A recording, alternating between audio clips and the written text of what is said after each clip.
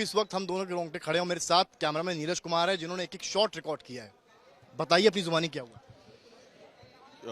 बहुत लंबा करियर हो गया, लेकिन इस तरीके का शूट आउट मैंने अपनी लाइफ में कवर नहीं किया। दंगे बहुत देखे, बहुत कुछ देखा, लेकिन जब पुलिस अंदर आई और हम लोग कैजुअली साथ में आ रहे थे, अमूमन ऐसा होता है कि कोई क्रिमिनल आता है तो हम लोग साथ में उसको कवर करते हुए जाते हैं, और एकदम से हम इंतजार कर रहे थे काफी देर। बिल्कुल हम लोग करीब आधे घंटे से वेट कर रहे थे कि अतीक अहमद आएगा, और हम लोग उसको उसकी बाइट के लिए इंतजार कर रहे थे कि एक शब्द वो बोलेगा, और जैसे शुरू करना, यहीं से शुरू करते हैं। बिल्कुल यहाँ से जैसे ही आप बात करना शुरू करते हैं और हम लोग पीछे पीछे जाते हैं, और जैसे ही बोलना शुरू करता है, जैसे ही अतीक अहमद और असद वो उसका भाई बोलना शुरू करता है, और एकदम से तड़तड़ाहट की आवाज आती है, और ऐसे लगता है कि जैसे पटाखे दगने लगे। मैं अपने आंखों के सामने धुआं देख पाता हूँ एकदम से। आप धुआं देख पाते हैं, मुझे एक हल्का सा बर्न नजर आता है, और मैं 2 कदम पीछे हट के मैं देखता हूं, और एकदम से फायर, और सब तितर बितर हो जाते हैं, इंक्लूडिंग जितने पुलिस वाले थे उनको भी समझ में नहीं आया, और वो एकदम से पीछे हटे।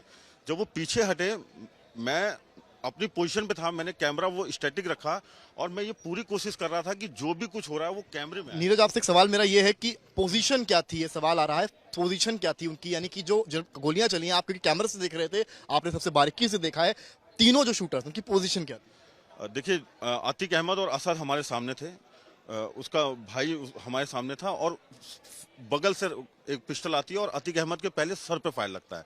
जैसे ही सर पे फायर लगता है और एकदम से तड़तड़ाहट शुरू होती है, और सब जितने भी लोग थे वो कम से कम 2-4 कदम पीछे हटते हैं, तो एक राइट हैंड साइड पे, एक लेफ्ट हैंड साइड पे, और एक यहाँ से, मतलब तीनों तरफ से उसको घेरा हुआ था, और बेतहाशा फायरिंग हो रही थी।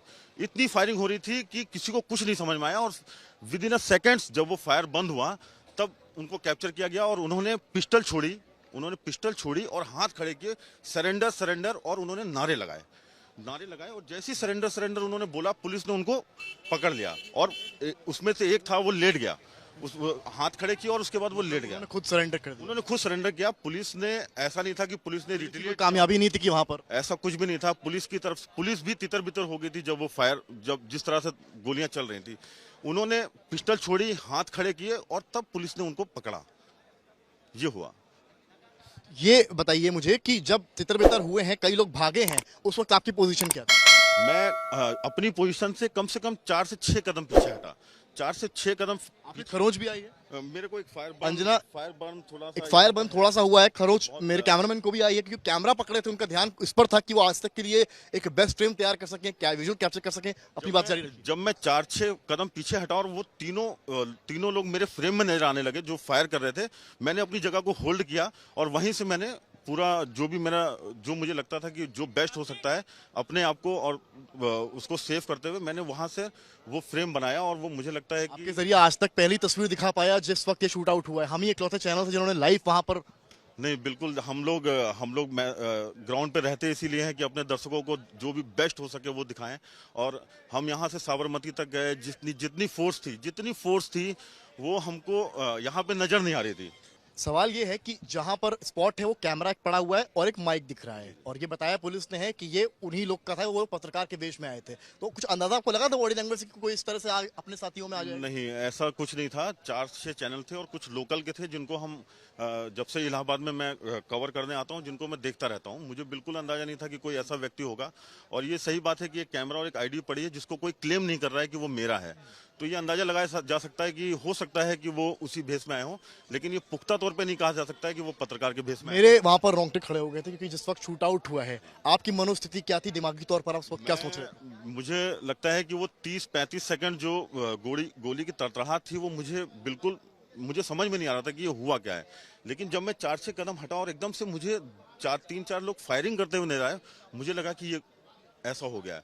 और अगले ही पल उसका अतीक और उनका भाई जमीन पे पड़े हुए थे, और बाकी लोग जो हैं वो हाथ ऊपर करके सरेंडर करने की मुद्रा में थे। सरेंडर उन्होंने चिल्लाया, और उसमें 2 को खड़े पे पकड़ा गया है और एक अपने आप जमीन पे लेट गया है। पुलिस का हाव भाव उस वक्त क्या था? सवाल।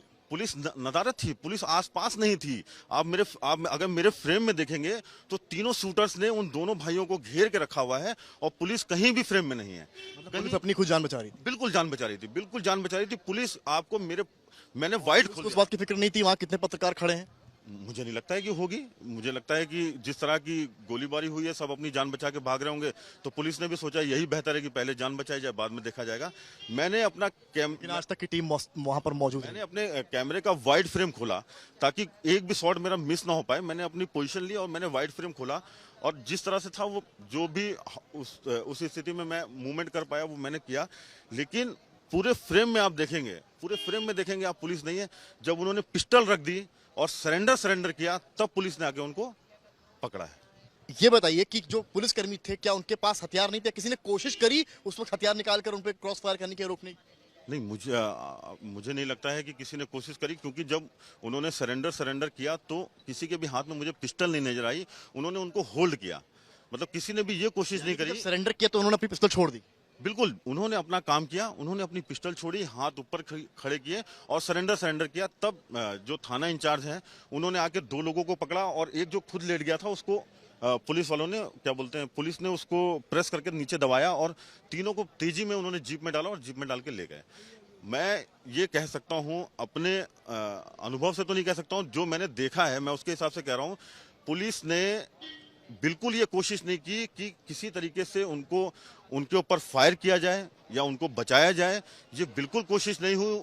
जो आए थे उन्होंने अपना काम किया, उन्होंने अपना काम करने के बाद हाथ खड़े किए, एंड देन पुलिस ने। बड़ी बात है, आप समझ सकते हैं शम्स की कोशिश नहीं हुई। जो आए थे अटैकर्स, जो शूटर्स थे, उन्होंने अपना काम किया और बंदूक रख दी नीचे, यानी कि पिस्टल नीचे रख दी और सरेंडर करने लगे। जो हमने अपनी आंखों से देखा, नीरज कुमार ने अपने कैमरे में कैद किया। तो ये बड़ी बात है कि आखिर कोशिश क्यों नहीं हुई।